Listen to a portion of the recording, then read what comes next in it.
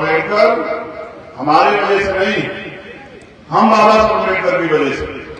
अगर वो अपने बच्चों की कुर्बानियां ना देते, वो अपने जीवन का अमूल्य समय जो है अपनी खुशी और सुख त्याग करके जो हमारे लिए संघर्ष ना करते, तो शायद आज हमारे तन पे कपड़े ना हो। यहाँ दो वरिष्ठ साथी, पहले हमारे मंडल के जो अध्यक्ष है राणा जी, और जो दो वहां बैठे हुए हैं, वो दो महान हमारे क्रांतिकारी जो जुड़वा भाई है, मैं उनका भी बहुत बहुत धन्यवाद देता हूं। वो भी मुझे समाज के हर काम में खड़े मिलते हैं। आप मेरे बात पे गौर करें, मुझे मेरे साथियों ने एक पर्ची भी दी जिसमें उन्होंने कहा कि भाई सीओ साहब जो हैं और एसडीएम साहब कल से जांच करा रहे हैं, और यहाँ की जो सत्ताधारी दल है, उनकी पार्टी के वरिष्ठ नेता वो चाहते थे कि मूर्ति स्थापना ना हो। तो भाई उनकी सरकार है, वो अपनी तरफ से पूरा प्रयास करेंगे, उनके अधिकारी कर्मचारी पूरा प्रयास करेंगे कि आपका अपमान हो। आपको ये प्रयास करना है कि आपको अपने सम्मान की रक्षा भी करनी है, और उनको ये भी बताना है कि लोकतंत्र है, सरकारें बदलती रहती है, आज आपकी है, कल आपकी नहीं रहेगी, कल हो सकता है हमारी आ जाए, तो फिर आपको इस अन्याय का जवाब देना पड़ेगा, क्योंकि भूलने वाले लोग थोड़ा ही। अगर आप बाबा साहब अम्बेडकर के मूर्ति स्थापना के प्रोग्राम का अपमान करोगे, तो क्या ये अपमान हम लोग भूल जाएंगे? इस अपमान का बदला जो है हम लड़के नहीं लेंगे। इस अपमान का बदला मैं और मेरे समाज के लोग, बहुजन समाज के लोग, समय आने पे इस बार आपको सत्ता से बाहर निकाल के जो है वो लेंगे, और आपको एहसास होगा कि आपने कितनी बड़ी गलती की। क्योंकि मैं समझता हूं कि टकराने से शायद रास्ता ना निकले, लेकिन अपने आंदोलन को कामयाब करने के लिए अगर हम मेहनत करें। देखो, आप लोग यहाँ लंबे समय से बैठे हुए हैं मेरे सम्मान में और महापुरुषों के सम्मान में। इतना ही समय अगर आप अपने समय और अपनी जो कठिन परिस्थितियां उनको दूर करने के लिए निकालें और गांव में जाके मेहनत करिए, तो राजधानी है मेरी। आप नहीं जानते कि नहीं हमारी राजधानी, क्या मुझे बताना पड़ेगा कि यहाँ आग उठाने से पहले भी 1000 बार सोचना पड़ता है? आपने जो है यहाँ क्रांति से जवाब दे रखा है पहले, तो आप वो भी जानते हैं, लेकिन वो सोचते हैं कि अब तो आपने काम करना बंद कर दिया, आप तो ये जिम्मेदार बैठे निराश हो गए। मैं नहीं जानता कि इसकी मिट्टी में बल है। आपने तो यहाँ से कई कई रास्ते नेता दिए, ऐसे नेता जिन्होंने दुनिया में पहचान बनाई, अगर उनको पहचान मिली तो ढिल्लोर की धरती के लिए। क्या मैं बात को नहीं जानता हूं? मुझे भी मेरे जैसे प्राइवेट स्कूल के हेडमास्टर के बेटे को अगर इज्जत दी, मेरे नाने को भी ढिल्लोर के लोगों ने 7-7 8 जिला पंचायत सदस्य निकाल के दिए, और उन जिला पंचायत सदस्यों ने पूरा प्रयास किया कि भारतीय जनता पार्टी की सरकार को रोका जाए, उनके जिला पंचायत अध्यक्ष को रोका जाए। तो मैं उन साथियों का भी धन्यवाद देता हूं जो हमारे यहाँ नौजवान लोग नेता बने हैं, जो जिला पंचायत सदस्य बने, उनका भी मैं धन्यवाद देता हूं। मुझे अपना दर्द आपसे कहना, मेरी बहनें देखो कहां कहां बैठी, मां छत में बैठी है, वहां दीवार में बैठी, गिर मत जाना, और उधर बैठी है वहां सामने, और उधर वहां पे बहुत देर से देखना, काम छोड़ के बैठी है, वहां खड़ी हुई है, ना वहां कुर्सी है ना कुछ, फिर भी बैठी हुई है मैदान में। उनको बहुत उम्मीदें हैं मुझसे और आप सब लोगों से। और मैं एक घटना आपसे बताना चाहता हूं। यहाँ जो उपस्थित नौजवान हैं, अगर वो वास्तविकता मुझसे प्यार करते हैं, अगर वास्तविकता में वो कुछ करके दिखाना चाहते हैं, तो मेरी इस बात पर गौर करना। और अगर आप इस बात पर गौर नहीं करते, तो बाकी जय भीम के नारे लगाने से कुछ नहीं आगे बढ़ने वाला। आप बहुत जय भीम के नारे लगाते हैं, मैं आपकी क्षमता को भी जानता हूं कि आप भूखे प्यासे रह के भी इस आंदोलन को अपने खून से सींच रहे हैं। मैं ये भी जानता हूं कि क्रांति और आजादी खून मांगती है, और मुझे गर्व है कि आप लोग अपने खून को भी जो है निछावर करने के लिए तैयार है सम्मान के इस लड़ाई में। मैं जानता हूं कि क्रांति खून मांगती है, तो हम भी बाबा साहब अम्बेडकर माननीय काशीराम साहब के आंदोलन को अपने खून से सींचेंगे। और जब तक बाबा साहब अम्बेडकर माननीय काशीराम साहब का सपना पूरा नहीं होता, हम भी चैन से घर नहीं बैठेंगे, हम भी चैन की सांस ले लेंगे। लेकिन मुझे आपसे जो कहना है, अगर आप उसको सुन के और उस पर अमल नहीं करते हैं, तो फिर मेरा बोलना, आपका स्वागत करना सब बेकार है। आज आपने काम छोड़ा, कुछ लोगों ने अपनी मजदूरी छोड़ी, कुछ लोगों ने अपने खेत का काम छोड़ा, कुछ ने अपनी नौकरी से छुट्टी ली। आपने इतना अच्छा मंच सजाया, लेकिन आप अगर मेरा दर्द नहीं सुनकर मेरे दर्द से मुझे जो है निजात नहीं दिलाते, मेरे दर्द को कम नहीं करते, तो फिर ये लड़ाई अधूरी। मैं अभी गया था दमोह। दमोह पड़ता है मध्य प्रदेश में, राजस्थान के बॉर्डर से बिल्कुल लगभग लगा हुआ। जब मैं वहां गया, क्योंकि वहां 3 शेड्यूल कास्ट के दलित समाज के लोगों की हत्या की गई। ये आजाद महाराज सबको न्याय सबके लिए जन्मसिद्ध अधिकार है,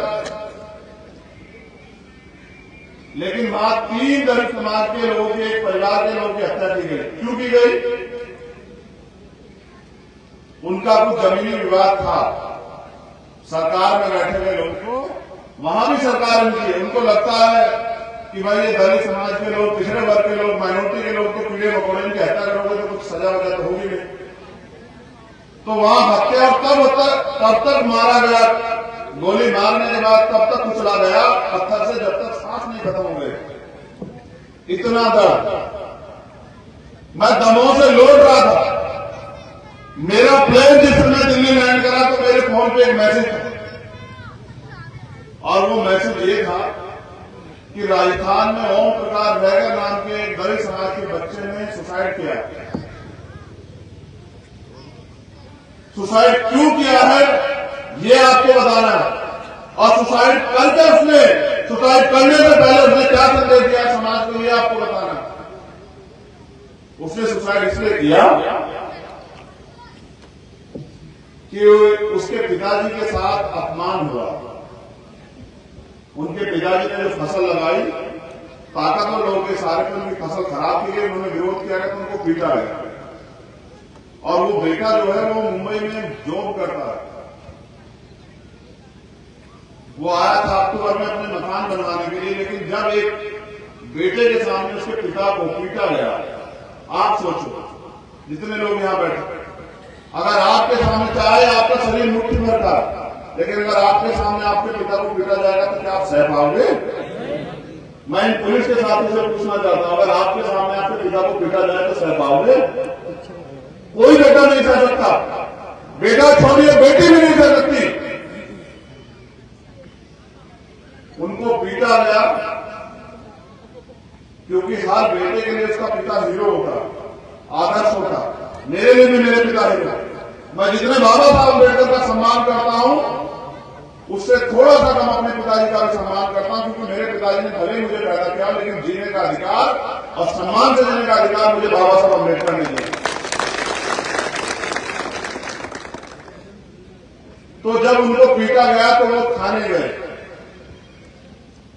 तो ये घटना है राजस्थान की, जिला अजमेर। जब वो थाने गए तो पुलिस ने उनको भगा दिया, कह रहे न्याय सबके लिए समान, और थाने से बने रहे कि वहां न्याय मिलेगा। अगले दिन वो फिर गया, पढ़ा लिखा था, उसने कहा अगर आप नहीं सुनोगे तुम कोर्ट जाएंगे, तो उनकी एफआईआर लिख दी गई। लेकिन एसएचओ साहब उनसे कहते हैं कि आपकी एफआईआर तो लिख रहे, लेकिन अगर फैसला नहीं करोगे तो एक मुकदमा आपके खिलाफ भी लिखा जाएगा, उनकी गिरफ्तारी होना वो आपकी गिरफ्तारी कर देगा। और हुआ भी ऐसा ही। उनका मुकदमा लिखा गया 25 तारीख को 3:30 बजे 3:18 में उनके खिलाफ मुकदमा लिखा गया चोरी का 5:29 में, 2 घंटे के बाद। और फिर सारे अधिकारी मिलकर इससे उस परिवार से कहते हैं कि फैसला कर लो, वरना तुम्हारा चालान करके पहले तुम्हें जेल भेजेंगे। 24 तारीख से 1 तारीख तक 7 दिन वो बच्चा इंतजार करता कि उसके पिता को न्याय मिलेगा। फिर वो एक सुसाइड नोट लिखा।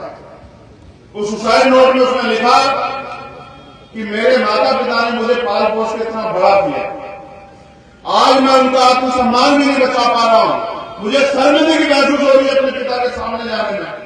मैं समझता हूं कि आत्महत्या करना गलत है, लेकिन फिर भी मैं आत्महत्या कर रहा हूं क्योंकि मुझे न्याय की उम्मीद नहीं। एक लाइन जो उसमें लिखी गई थी, जिसने मेरे सीने को गोली से भी ज्यादा ताकतवर तरीके से चीर दिया, तलवार से ज्यादा ताकतवर तरीके से। उसने लिखा कि मुझे, मेरी अंतिम इच्छा यह है कि मेरे भाई भीम आर्मी के संस्थापक आके मेरा अंतिम संस्कार करा। उसने अंत में लिखा कि भाई चंद्रशेखर आजाद से मैं निवेदन करता हूं कि मेरे परिवार की रक्षा सुरक्षा करें। इस प्रदेशों में, देश में पुलिस है, आर्मी है, तमाम नेता राजस्थान में, तमाम ताकतवर लोग हैं, उसके परिवार के लोग, उसके रिश्तेदार भी हैं, मगर उसे किसी से अगर न्याय की उम्मीद थी तो वो भीम आर्मी के कार्यकर्ता से थी, आप लोगों से। मैंने अपने जीवन में देखा, मैंने भी 12-13 साल हो गए मुझे संघर्ष करते हुए। मैंने देखा क्या तो अपने पिता को एक बेटा मुखाग्नि देता, अंतिम संस्कार करता, या एक बेटे का मजबूरी के कारण अगर समय प्रतिष्ठा हो जाए तो बाप अंतिम संस्कार करता है, या फिर अपनी पत्नी का कोई अंतिम संस्कार करता है। लेकिन मैंने देखा कि उसको बड़ी उम्मीद थी भीम आर्मी के लोगों से कि भीम आर्मी के लोग न्याय दें, तो मैं सारे काम छोड़ के चला गया। मैं 3 दिन उस परिवार के बीच रहा और मुझे एहसास हुआ कि कितना प्यार करते हैं लोग भीम आर्मी को, कितना विश्वास करते हैं लोग भीम आर्मी के कार्यकर्ताओं को। इसलिए मैं आप नौजवान साथियों से कह रहा हूं कि लोग, मैं तो किसी को मानता हूं नहीं मानता वो अलग बात, लेकिन अगर कोई भगवान के बाद किसी को याद करता तो उसे याद करता जिसमें उसको भरोसा। जैसे हम परेशानियां आने पे मां को याद करते हैं, कोई भी परेशानियां हम कहते हैं कि मां, अगर हम तकलीफ में होते हैं तो अपने पिता को याद करते हैं, जिनके पास पिता नहीं वो भाई को याद करते हैं। तो देखो कितना विश्वास पैदा किया है आपने पिछले 5 साल 6 साल के संघर्ष में। मैं भीम आर्मी के कार्यकर्ता, उनके नेताओं को, सबको जो है क्रांतिकारी जय करता हूं कि आपने जो है मेरे जैसे गरीब के नेता को इतनी ताकत दी कि लोग उम्मीद करते हैं। तो मैं यहां आया, मैं सरकार के लोगों से भी कहूंगा कि इतना ही सताइए मेरे लोगों को कि ये उठ खड़े ना। अगर ये उठ खड़े हुए तो आपको याद है कि 2 अप्रैल को ऐसा जो है जलवा दिखाया था कि फिर जो है देश के प्राइम मिनिस्टर भी झुके थे और देश की सुप्रीम कोर्ट भी। इतना ही सताइए कि ये स्वाभिमान सम्मान की लड़ाई में खड़े न हो जाए। अगर ये खड़े हुए तो आपको आपकी हैसियत का अंदाजा जो है चंद घंटों में लगा देंगे, इतना मुझे भरोसा है लोगों को। तो मैं यहां आया जरूर, लेकिन मैं आपसे भी पूछ रहा हूं, मैं गांव जाता हूं प्रचार प्रसार करने के लिए, चुनाव के माध्यम से, उसी माध्यम से मैं चेक करता हूं कि बाबा साहब की विचारधारा कहां तक पहुंचे। लेकिन मैं आपसे पूछना चाहता हूं, मेरी माए बहनें नहीं आए, आप ईमानदारी से अपने दिल पे हाथ रखकर बताओ, क्या चुनाव के बीच बाद भी कोई आपको नहीं चाहता? ये पूछने के लिए कि आपके घरों के हालात कैसे हैं, आपको रोटी मिल रही है, मिल रही है, आपके घर में आपके अच्छे मकान है या नहीं है, आपको रोजगार मिल रहा है नहीं मिल रहा है, आपके साथ जुड़ जाते हैं अत्याचार तो नहीं हो रहा, आप अपने बच्चों की शादी कैसे कर रहे हैं, आपके बच्चे पढ़ कहां से रहे हैं, फीस कहां से ला रहे हैं, इलाज कहां से करें, तो पूछने आता है क्या? बताओ, मेरी मां यहां भी बैठी है, आता है क्या? उन लोगों के लिए आप सिर्फ वोटर हो, आपके पास एक ताकत दे गए बाबा साहब अम्बेडकर, करोड़ों रुपए से भी महंगी एक ताकत जिसे हम वोट कहते हैं। उनका आपका रिश्ता वोट का और मेरा आपका रिश्ता खून का। कहते हैं जल को और कुल को मिलने में देर नहीं लगती। मैं आपसे कहने आया कि उनको आपकी वोटों की जरूरत है, मुझे आपकी ताकत की जरूरत है, क्योंकि मैं ये उदासी और गरीबी और परेशानियां, आप अपने गांव का सर्वे करा के देखो कि कितने गांव में ऐसे गांव लोग होंगे जिनके घरों में प्लास्टर नहीं है।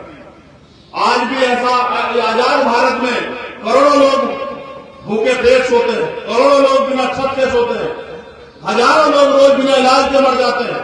मैं पूरे देश को देखता हूं, पूरे देश में संगठन है, कहीं पे बिना इलाज डिलीवरी करनी पड़ती है और कहीं पैसों कमी कारण मरने के लिए छोड़ देते हैं सरकार के लोग, डॉक्टर्स को छोड़ देते हैं। मैं सोचता हूं कि उनके चेहरों पर हंसी कब आएगी। मैं जब देखता हूं कि वो गरीबी में, परेशानी में, अगर रोटी भी नहीं है, आटा भी नहीं है, तो किसी तरह से कम रोटी खाकर अपने परिवार को चला रहे हैं। अगर सुविधाएं भी नहीं है तो बिना सुविधाएं के नहीं बोल रहे, चुप है। लेकिन फिर मैं आपको बताने के लिए आऊं कि आपकी चुप्पी उन लोगों के लिए समर्थन बन के उनको लगता है कि ये इसी तरह मरना चाहते हैं। माँ भी तब तक दूध नहीं पिलाती जब तक बच्चा रो नहीं पड़ता। जब बच्चा रो पड़ता है तब माँ को एहसास होता है कि बच्चे को भूख लगी है, वरना वो अपने काम में लगी रहती है। मैं आपको कह रहा हूं कि आपको बोलना पड़ेगा, आपको आंख से आंख मिला के इनसे सवाल पूछना पड़ेगा कि 72 साल हो गए इस देश में लोकतंत्र आए, 75 साल हो गए हमें आजाद हुए, आज भी हमारे लोग इस जुल्म जाति अन्याय अत्याचार को क्यों सह रहे हैं और सह रहे हैं, तो ये सरकारें किसके लिए है। और अगर आप चुप रहोगे तो आपकी गुलामी को ये अपनी ताकत समझ के आपको कुचलते रहेंगे। मैं यहां उपस्थित हर एक व्यक्ति से कह रहा हूं, आपने सब लोगों को आजमाया, आपने सबको ताकत दी, मैं भी आपके बीच का हूं। मैंने भी अपना पूरा जीवन जो है समाज के और महापुरुषों के आंदोलन के नाम समर्पित किया है। आप कब तक मेरी परीक्षा लेंगे? जब मेरी हिम्मत टूट जाएगी, जब ये ताकतवर लोग मुझे कुचल देंगे, जब ये लोग जो है मेरा रास्ता रोक देंगे, तब आप मेरा साथ देंगे। मैं आपसे भी कहता हूं, इस बिजनौर की धरती से कहता हूं, आपने सबको ताकत दी, एक बार फिर भरोसा कीजिए, भीम आर्मी आजाद समाज पार्टी को ताकत दीजिए। मैं गारंटी देता हूं कि जो सपना बाबा साहब अम्बेडकर और सतगुरु रविदास जी महाराज ने देखा, चंद्रशेखर भाई जिंदाबाद जिंदाबाद, चंद्रशेखर भाई जिंदाबाद जिंदाबाद। जो सपना सतगुरु रविदास जी महाराज ने देखा कि ऐसा चाहूं राज में जो मिले सबन को अन्न और छोटे बड़े सब संबसे रविदास रहे प्रसन्न, ऐसा राज जिसको बेगमपुरा राज कहते हैं, जिस तरह से भारतीय जनता पार्टी कहती है कि हम आरएसएस का राज लाएंगे, हम गोवलकर का राज लाएंगे, उस तरह से मैं आपसे कहना चाहता हूं, अगर आप चाहते हैं कि सतगुरु रविदास जी महाराज का राज आए, आप चाहते हैं बाबा साहब अम्बेडकर का राज आए, तो फिर आपको उस राज की कीमत चुकाने के लिए भी तैयार होना चाहिए।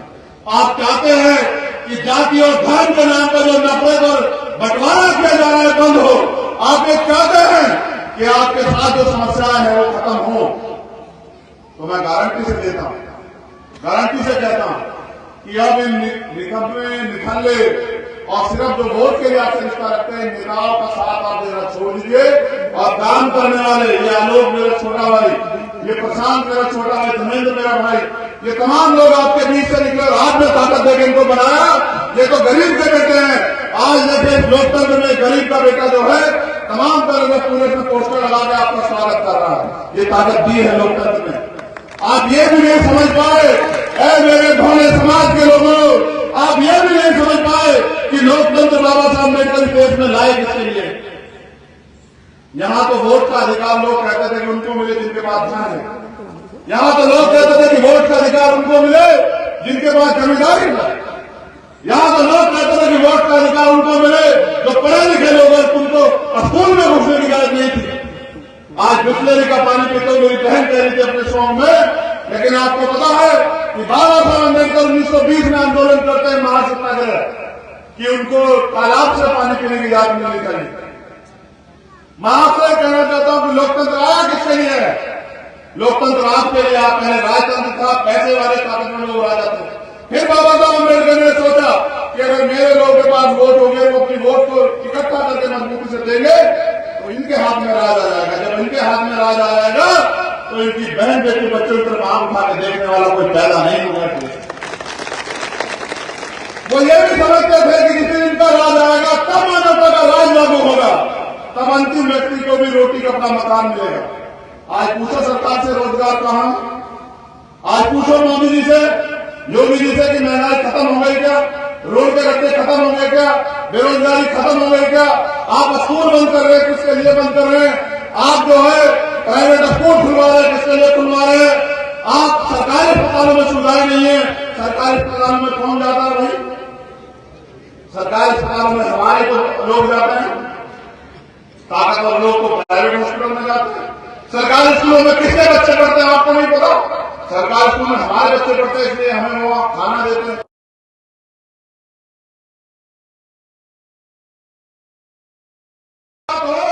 तो इतिहास आपसे भी सवाल पूछेगा, कल आने वाले कल में जब आपके सारे अधिकार खत्म हो जाएंगे तो इतिहास आपसे पूछेगा जब कारवा लूट रहा था तो आप लोग कहां?